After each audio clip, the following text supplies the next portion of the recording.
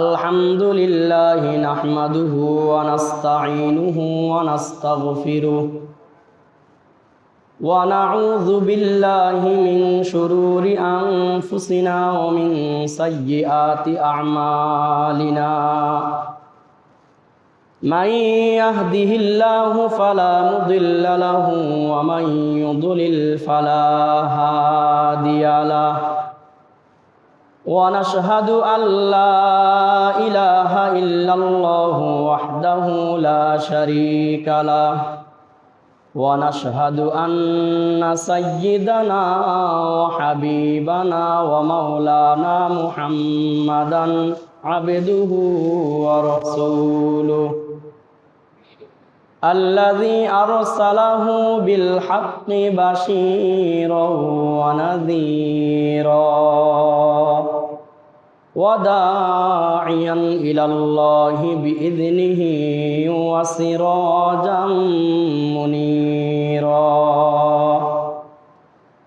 فقد قال الله تعالى في كلامه المجيد وفرقانه الحميد সকলেই জবান ছেড়ে পড়েন আউযু বিল্লাহি মিনাশ শাইতানির রাজিম বিসমিল্লাহির রহমানির রহিম ইন্না ইদ্দাতাশ শুহুরি ইনদাল্লাহি 12 শাহরান في كتاب الله يوم خلق السماوات والأرض منها 4 حرم ذلك الدين القيم فلا تظلموا فيهن أنفسكم وقاتلوا المشركين كافة كما يقاتلونكم كافة واعلموا أن الله مع المتقين عن أبي بكرة رضي الله عن النبي صلى الله عليه وسلم قال الزمان قد استدار كهيئته يوم خلق السماوات والأرض السنة 12 شهرا منها 4 حرم 3 متواليات ذو القعدة وذو الحجة والمحرم ورجب مضر الذي بين جمادى وشعبان أو كما قال النبي صلى الله عليه وسلم সকলে প্রাণ ভরে দুরূদ পড়ি আল্লাহুম্মা সাল্লি আলা মুহাম্মাদ ওয়া আলা আলি মুহাম্মাদ কামা সাল্লাইতা আলা ইব্রাহিম ওয়া আলা আলি ইব্রাহিম ইন্নাকা হামিদুম মাজিদ আল্লাহুম্মা বারিক আলা মুহাম্মাদিন ওয়া আলা আলি মুহাম্মাদ কামা বারাকতা আলা ইব্রাহিম ওয়া আলা আলি ইব্রাহিম ইন্নাকা হামিদুম মাজিদ লা ইলাহা ইল্লাল্লাহ লা ইলাহা ইল্লাল্লাহ লা ইলাহা ইল্লাল্লাহু মুহাম্মাদুর রাসূলুল্লাহ সাল্লাল্লাহু আলাইহি ওয়াসাল্লাম। মহান আল্লাহ রব্বুল আলামিনের দরবারে শুকরিয়া আদায় করছি যে মহান আল্লাহ রব্বুল আলামিন মুহররম মাসের প্রথম জুমআয় আমাদেরকে পবিত্রতা অর্জন করে মসজিদে আসার বসার সুযোগ করে দিয়েছেন। এই জন্য আমরা সকলে শুকরিয়া আদায় করছি আলহামদুলিল্লাহ। লক্ষ কোটি দুরুদ সালাম প্রেরণ করছি বিশ্ব মানবতার কান্ডারি মুক্তির দিশারি সাইয়্যিদুল মুরসালিন রহমাতুল্লিল আলামিন খাতামুন নবিয়্যিন মুহাম্মাদুর রাসূলুল্লাহ সাল্লাল্লাহু আলাইহি ওয়াসাল্লামের উপরে। মাসটি হচ্ছে মুহররম মাস। কোন মাস? মুহররম মাস।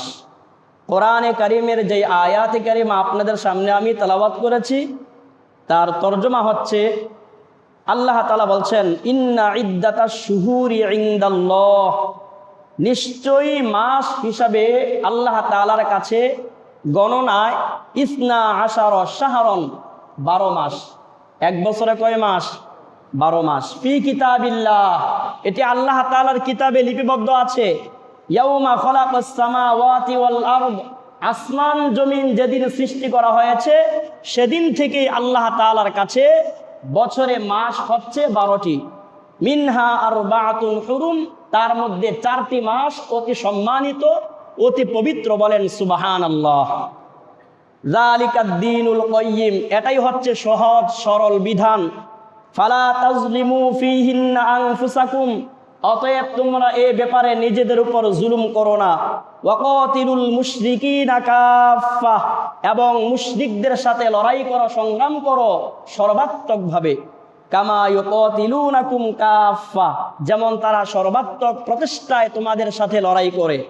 ওয়ালামু, এবং নিশ্চিত জেনে রাখো, আন্নাল্লাহা মাআল মুত্তাকিন, অবশ্যই আল্লাহ মুত্তাকিদের সঙ্গে আছেন। বলেন আলহামদুলিল্লাহ। তাহলে কোরআনে কারীমের আয়াত সূরা তওবা 10 নম্বর পারা, 11 নম্বর পৃষ্ঠা, 11 নম্বর লাইন, 36 নম্বর আয়াত।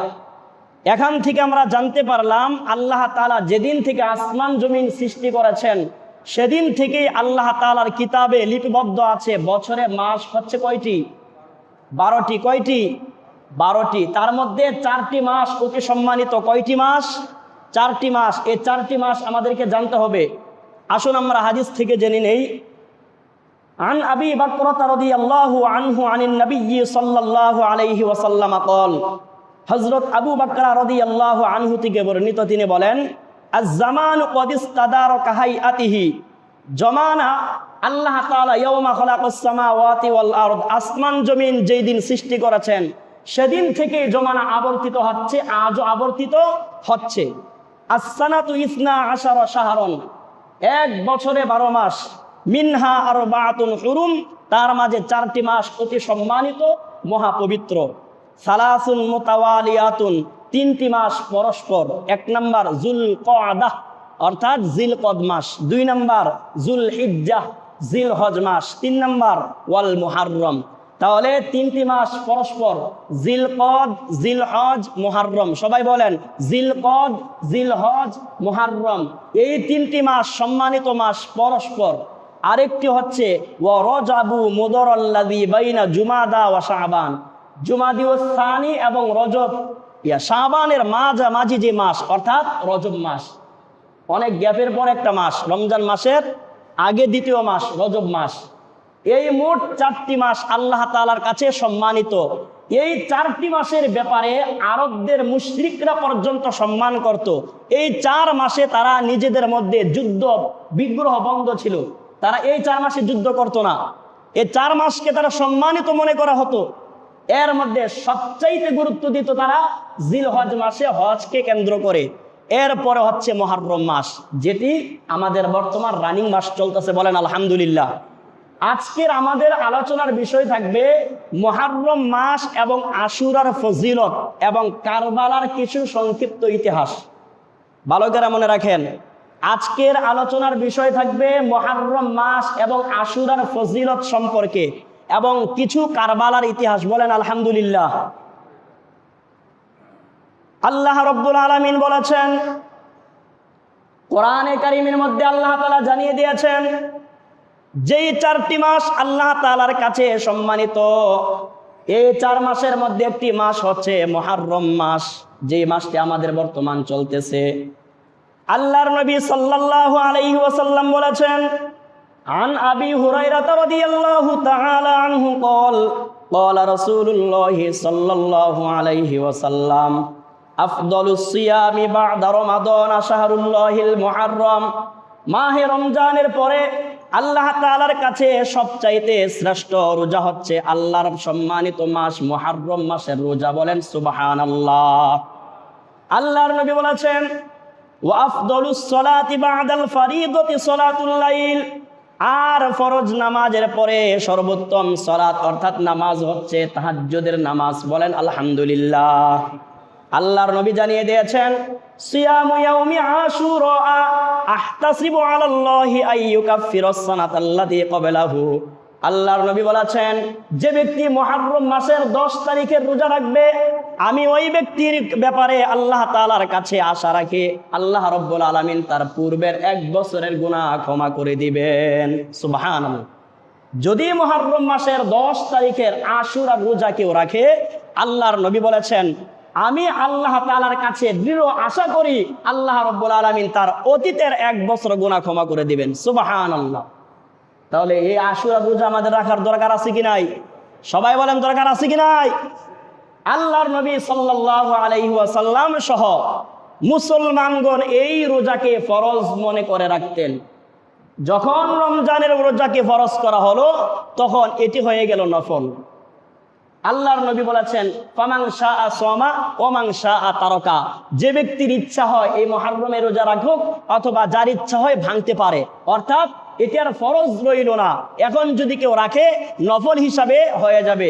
আর একটি রোজার কারণে আল্লাহ রাব্বুল আলামিন অতীতের 1 বছরের গুনাহ ক্ষমা করে দিবেন। সুবহানাল্লাহ।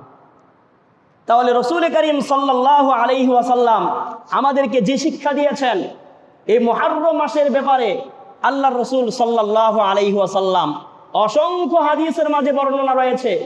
আল্লাহর নবী সাল্লাল্লাহু আলাইহি ওয়াসাল্লাম যখন মক্কা থেকে মদিনায় গেলেন, ফাওয়াজাদাল ইয়াহুদা সিয়ামান, গিয়ে দেখেন মদিনার ইহুদিরা এই আশুরার দিনে রোজা রাখে। আল্লাহর নবী সাল্লাল্লাহু আলাইহি ওয়াসাল্লাম বললেন মা হাযাল ইয়াউমুল্লাযী তাসুমুনাহু, এই দিনে আবার কি হলো তোমরা রোজা রাখো? ক্বালু হাযা ইয়াউমুন আযীমুন, তখন মদিনার ইহুদিরা বলল এটি একটি বিরাট মর্যাদাশীল দিন। আনজাল্লাহু ফীহি মূসা ওয়া কওমাহু, এই আশুরার দিনে আল্লাহ রাব্বুল আলামিন মূসা আলাইহিস সালাম এবং তার উম্মত বনি ইসরাইলকে মুক্তি দিয়েছিলেন। বলেন আলহামদুলিল্লাহ। তাহলে মুহররমের 10 তারিখে আশুরার দিনে আল্লাহ রাব্বুল আলামিন মূসা আলাইহিস সালাম এবং তার সম্প্রদায়কে ফেরাউনের অত্যাচার থেকে মুক্তি দিয়েছিলেন। ওয়াগররাকা ফিরআউন ওয়া কওমাহু, এবং ফেরাউন এবং তার জাতিকে আল্লাহ তাআলা পানিতে ডুবিয়ে মেরেছিলেন। ফাসামাহু মূসা শুকরান, ফলে মূসা আলাইহিস সালাম আল্লাহর শুকরিয়া আদায় করার জন্য এই আশুরার রোজা রাখতেন। ফানাহনু নাসুমুহু, এই জন্য আমরাও মূসা আলাইহিস সালামকে অনুসরণ করে রোজা রাখি। ইহুদিরা যদি রোজা রাখে, আল্লাহর নবী সাল্লাল্লাহু আলাইহি ওয়াসাল্লাম বলছেন ফানাহনু আহাক্কু ওয়া আওলা বিমূসা মিনকুম, আরে তোমরা যদি মূসা আলাইহিস সালামের অনুসরণে রোজা রাখতে পারো, মূসা আলাইহিস সালাম একজন নবী, আমিও একজন নবী, সুতরাং নবীর ব্যাপারে একজন নবীর হলো সবচাইতে বেশি নিকটবর্তী, অতএব তার নিকট আমি বেশি হকদার। অতএব ফাসামাহু রাসূলুল্লাহি সাল্লাল্লাহু আলাইহি ওয়াসাল্লাম, আল্লাহর নবী আশুরা রোজা রাখলেন। ওয়া আমারা বিসিয়ামিহি, এবং এই আশুরা রোজা রাখার জন্য উম্মতকে নির্দেশ দিলেন। বলেন সুবহানাল্লাহ। আল্লাহর নবী সাল্লাল্লাহু আলাইহি ওয়াসাল্লাম আশুরার রোজা রাখতেছিলেন। সাহাবায়ে কেরাম জিজ্ঞেস করলেন ইয়া রাসূলুল্লাহ, ইহুদিরা তো রোজা রাখে আশুরার দিন। আল্লাহর নবী বললেন খলিফুল ইয়াহুদা, সব কাজে তোমরা ইহুদি এবং মুশরিকদের সাথে বিরোধিতা করবা। আল্লাহর নবী জানিয়ে দিয়েছেন ইহুদিরা এই দিনে রোজা রাখে, অতএব লা আসুমান্নাত তাসিআ ওয়াল আশিরা, ইহুদিদের সাথে বিরোধিতা করে আল্লাহর নবী বলেছেন আমি যদি আগামী বছর বেঁচে থাকি তাহলে 9 তারিখ এবং 10 তারিখ রাখবো, শুধু একটা রাখবো না। বলেন সুবহানাল্লাহ। ইহুদিরা রোজা রাখে একটা 10 তারিখে, আল্লাহর নবী বলেছেন ইহুদিরা যদি একটা রোজা রাখে তাহলে তাদের বিরোধিতা করার জন্য আমরা রাখবো 2টা। কয়টা রাখবো? 2টা। 9, 10 অথবা 10, 11, যে কোনো 2টা রাখতে হবে। কথাটা বুঝতে পারছেন নি? ইহুদিরা রোজা রাখে কয়টা? একটা। আল্লাহর নবী সাল্লাল্লাহু আলাইহি ওয়াসাল্লাম বলেছেন ইহুদিরা যদি রোজা রাখে তাহলে আমরা তাদের বিরোধিতা করে আমরা রাখবো 2টা। কয়টা রাখবেন? 2টা। মঙ্গল বুধ, মঙ্গল বুধ, এই 2 দিন আমরা কি করব? ইনশাআল্লাহ রোজা রাখার চেষ্টা করব। এবার আসুন, ঘটনাক্রমে একই তারিখে অনেক কিছু ঘটে যায়, ঘটে না? ঘটে। তো তারই একটি ঘটনা হচ্ছে কারবালা, ঐতিহাসিক কারবালার ঘটনা, কারবালার ট্র্যাজেডি যেটাকে বলা হয়ে থাকে। মুসলমানদের মাঝে সবচাইতে বেদনাদায়ক ইতিহাস হচ্ছে কারবালার ইতিহাস। কারবালার সংক্ষিপ্ত ইতিহাস আপনাদের সামনে আমি তুলে ধরছি, যাতে করে বুঝতে পারেন মুসলমানদের মাঝে কি করুণ ঘটনা ঘটে গিয়েছে। 622 থেকে 632 খ্রিস্টাব্দ পর্যন্ত রসুল করিম সাল্লাল্লাহু আলাইহি ওয়াসাল্লাম মদিনায় খেলাফতের দায়িত্বে ছিলেন। কয় বছর? 10 বছর। কয় বছর? 10 বছর। অর্থাৎ মদিনার রাষ্ট্রপতি ছিলেন রসুল সাল্লাল্লাহু